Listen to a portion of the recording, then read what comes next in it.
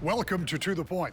This week in Lansing, legislators put the final touches on the largest spending bill in the state's history, almost $82 billion. $21.5 billion goes to K through 12 schools.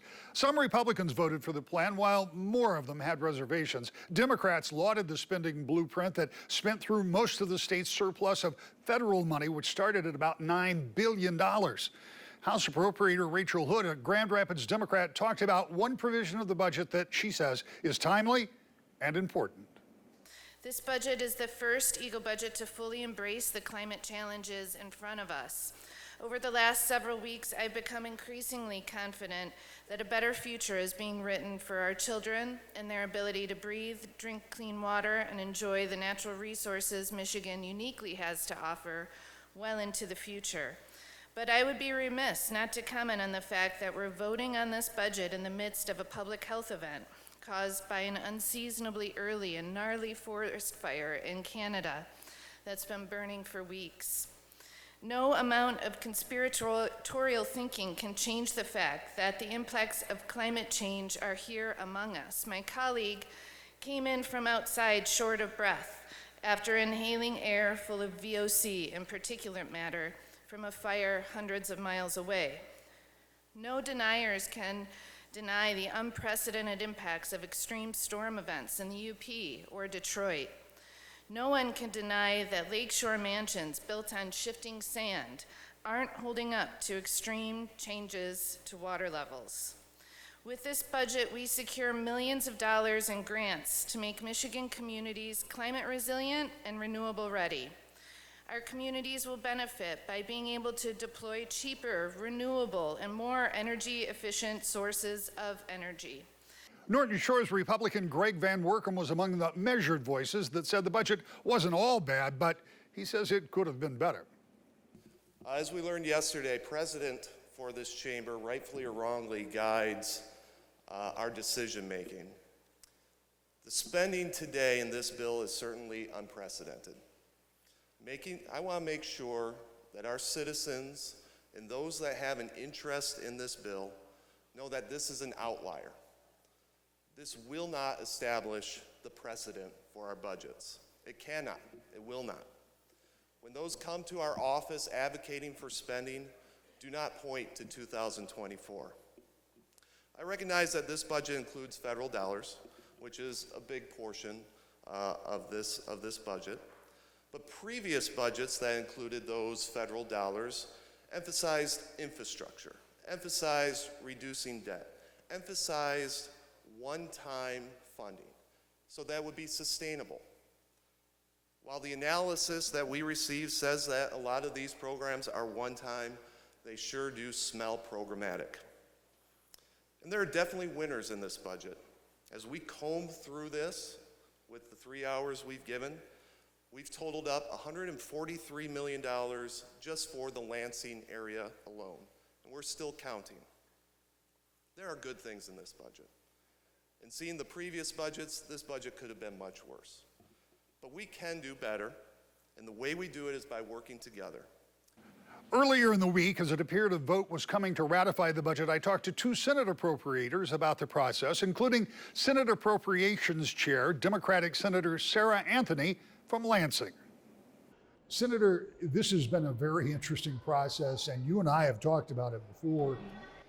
As you look back on the process and think about how this worked out, first time in 40 years for Democrats to have all the levers, how has it played out, and how do you think this budget will reflect not just the majority's prerogative, which is always the case, but the legislature as a whole and for the people of the state of Michigan? Yeah, so I'll say a few things. We've tried to ensure that we've had a transparent process and that we've also worked with colleagues across the aisle to build the best budget for the people of Michigan. You know, when you look at what we're able to achieve in this year's budget, you know, we don't see Democratic roads and Republican lakes and waterways. We see Michigan. And I think that both on the Republican and Democratic side, we've been able to pull forward historic investments in communities across the state. And we have worked in lockstep with not only the folks who work in this building, but also external stakeholders and, quite honestly, neighbors and people in our communities. That's who really have had the loudest voices, is individuals, men, women, children, who have said it's high time for investment in what matters, which is in Michigan's people. One of the things that I always question, I've been here and watched the budget process where there was not nearly enough money to meet for just the obligations the state have, to now where we have record amounts of money and maybe, for the last time in a while, we've got surplus plus revenues are up. Does that make it easier or harder? Because I'm always told, and it seems to make sense, that when you have more money, you get a whole lot more ask. Yeah. I don't have much to compare it to since it's my first year in this role as the appropriations chair in the Senate. But I will say, it's all about balancing a variety of priorities. We are optimistic that we're able to meet many of the needs and demands in our state, but there's always more work to be done. And I think hopefully what people will see across the state is a budget that not only invests historically, but also is fiscally responsible, that we're leaving money aside for when we don't have records amount of funding to navigate. So I hope we are able to achieve a balance. You mentioned that when we talked a few weeks ago, and that seems to be of critical importance across the aisle, because you do have this 9.2 or however many billion dollars in surplus. And you told me then how important it was to make sure you don't obligate the state going forward. Do you feel like that's something you're able to achieve? I think so. I mean, there's always more to be done, right? Even when you look at your budget at home, right? When you have a little bit more money, there's always a decision. Do you pay off some of those credit cards? Do you put money aside for when you don't have as much? Or do you honestly invest in some things? Maybe it's the boiler or the car, maybe you hear the brakes a little bit. We try to do a little bit of both. And I think ultimately people in the state of Michigan will be well served by our approach. Not only investing in our roads, our bridges, our communities, but also putting a little bit aside for a rainy day. Finally, and I'm kind of getting ahead of ourselves here, but I know what the revenue estimating conference looked like last month.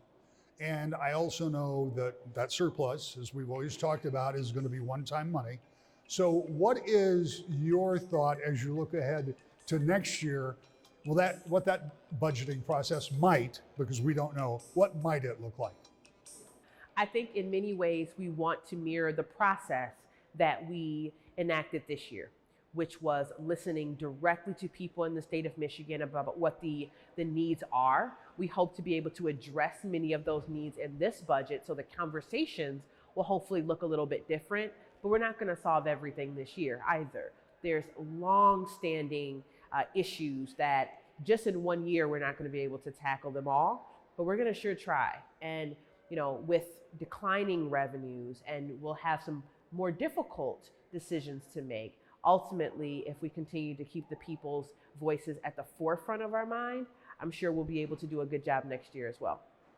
Fellow Senator and Appropriation Member Mark Huizenga of Walker, a Republican, had a different take on how those talks went. Senator, let's talk about what the process has been for putting the budget together.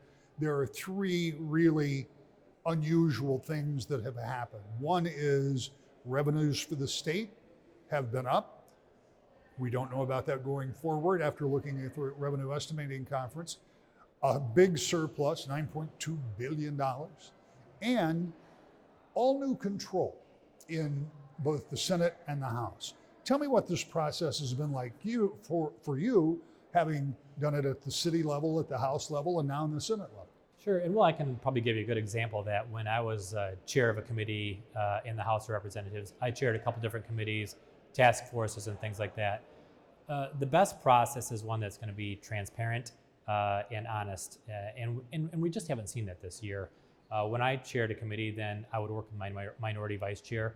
And Rick, this is politics. We all get this. We're not going to give them the playbook, but we did have conversations about how things were proceeding, what kind of things we're including in there. And we also tried to work on the minorities present, what their priorities are going to look like. We really haven't seen that at all this year. And in fact, the conversations with my chairs have been nil. In fact, when you don't have any conversation about what's going on with the agenda or the budget, that really, aside from being political, that just really doesn't represent what I think our constituents expect from us. And that expectation is probably transparency, honesty, and respect for the process of spending the taxpayers' money.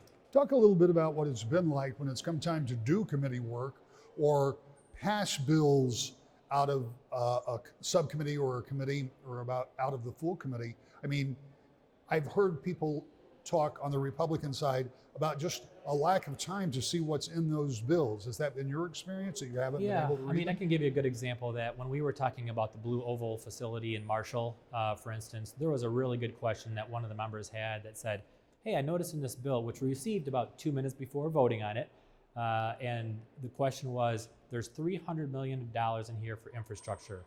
Does this constitute roads, bridges, traffic signals, rail sidings, rail spurs? What kind of infrastructure is this? And the response was, we'll get back to you on that, and then we voted. So we really haven't had a transparent process. Look, I understand having the gavel gives you different privileges, but the respect of having a process that's transparent, that's good for us, our constituents expect us to vote on things that we know about, and when you don't know, it's very difficult. I even had it in one of my committees one time where there was an amendment at the table, and the person who put the amendment forth came up to me afterwards and said, I saw you voted no on this, and I said, I never received the amendment. It wasn't on my table, not 3 minutes before, and not at all. So it's a learning curve, and it's lacks some process issues. First year for Democrats to be in control, holding all the gavels in the Senate and the House. And the experience for them to be in leadership is new. First time in 40 years they've had all of that. Is it your anticipation or hope that the next time the cycle comes around with considerably less money to spend from a surplus standpoint, and maybe, we don't know, maybe from a revenue standpoint, that process will expand a little bit? Well, it's my hope that would be the case, but I'll tell you this, people might not like this, especially in partisan politics, but the reality is the best policies come when you're working with the opposing party to create a better solution. It's always harder when you have all three chambers, and that's the situation we're in right now. When the Democrats have the House, the Senate, and the governor's office, the best policy comes when you're negotiating with each other to create something that's going to be a win-win for all the people. Up next, a House freshman talks about a whirlwind first 6 months in the state legislature. To the point. Welcome back to the Point. Freshman State Representative, Wyoming Democrat John Fitzgerald is carrying on a family tradition serving in the legislature. He talked about what the first few months have been like. Our conversation took place before the budget was passed last week. Representative, let's talk about your first 6 months as an elected official. We were talking just before we went on the air. Your father was in politics, your grandfather, great-grandfather?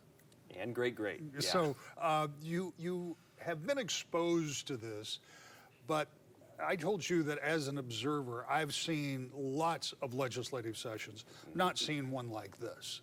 I mean, this has been, and as I've said a number of times on this show, we shouldn't be surprised. I mean, this is what Democrats campaigned on. This is what they've talked about. These have been priorities for decades. And now we've seen a lot of them come to pass. What was it like? What's it been like sitting on that chamber, seeing some of these really big issues coming by, understanding that they weren't all issues that brought people together, certainly as observed by the sometimes Democrat-only votes? You know, the first 6 months has truly been an honor to represent the people of the 83rd District and their priorities. So that is really City of Wyoming, Southwest Grand Rapids, as we know, that the people there, I think, have been clamoring for leadership that really brings their voice forward. And that has been the call of this caucus that I sit in, is representing the people and the priorities of Michiganders across the state. So when you talk about the first 6 months being quick and fast, and there's been a lot of policy that has been put forward, you're right. We've done years of work in 6 months, and it has taken all 56 Democratic members and times many Republican members to get these priorities through. And so when you think about the first 6 months, it's been building relationships. It's been hearing about the experiences of Michiganders on the east side, in the UP, in northern Michigan, and ensuring that we can have some cohesive vision about where we want to take the state of Michigan, but also how do we deliver back home for people to have great paying jobs, to have good education, to have great infrastructure that they can drive to work on and enjoy pure Michigan during the summer. Those are all priorities that we push forward, but it has been at a warp speed. When things move so quickly, there is the possibility that you don't get it all right. As you look at this first 6 months, is there something you would have liked to held the brakes on a little bit to take a little more time, or do you think that this was just the way and the time to do it? Gosh, as my wife likes to say sometimes, you did what you did when you knew what you knew. And, I think that this has really been a great 6 months of policies that I think build a strong future for Michigan.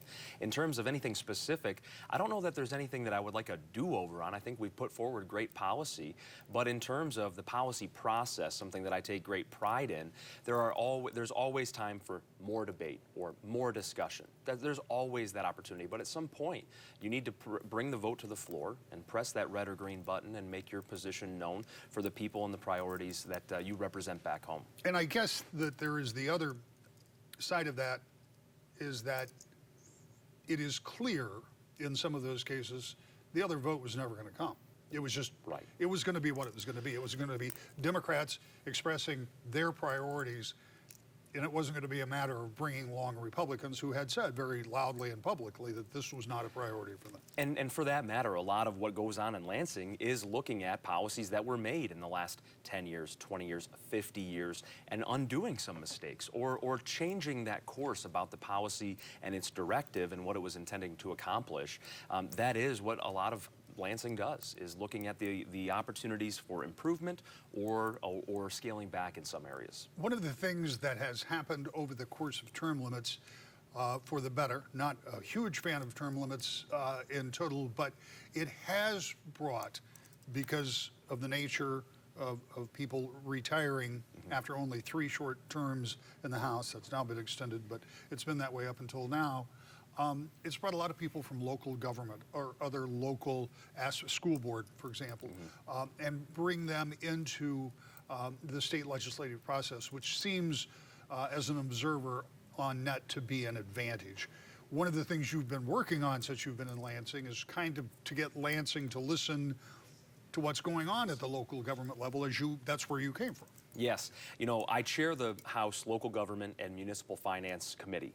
We have a great group of members there on that committee who come from a variance of backgrounds, whether it be on county, city, township. We have great people who have served at the local level. And we've really tried to bring forward, how do we strengthen local governments so that it's not only Lansing that we're depending on, but we're providing resources to our local government and local partners to make decisions that are most impactful on the ground for people there. Everything from infrastructure and dollars for public safety to understanding even how local governments are funded. We have legislation in right now talking about a revenue sharing trust fund that would allow for better budgeting, better capital management back home, and it allows for, I think, an easier budgeting process for the city of Grand Rapids, the city of Wyoming, Byron Township, to make decisions that are going to make the most sense year over year on dependable finance that's coming from your state tax dollars. Yeah, dependable is the word, because revenue sharing has been a sore point for local governments for as long as I've been covering this. There are 2 different pots of money. There's the constitutional, and then there's the statutory money. And those pots are not always adequately filled. And given what has happened over the years, that may be a tough sell to some of these communities if they don't feel like they've experienced the revenue sharing at the level they should. Yeah, you're talking about the right things, which is the fact that this is only talking about the statutory revenue sharing. And so the constitutional portion, we're not looking at that, but the statutory revenue sharing, that is what we're looking to identify and allow for a growth pattern that as Michigan grows and costs do increase, our communities are prepared to deliver great services and resources back into the community. One of the things we talked about as we were sitting outside waiting for the studio was public safety, and there are a couple of things. One that you pointed out will be the hands-free law. And anecdotally, I suggest that members of the state legislature who spend 90% of their lives in cars on phones may be most directly impacted by that. Tell me about it and why you think this is the right road to go. Well, you know, this is really a bill about, yes, ensuring safety on the roadways.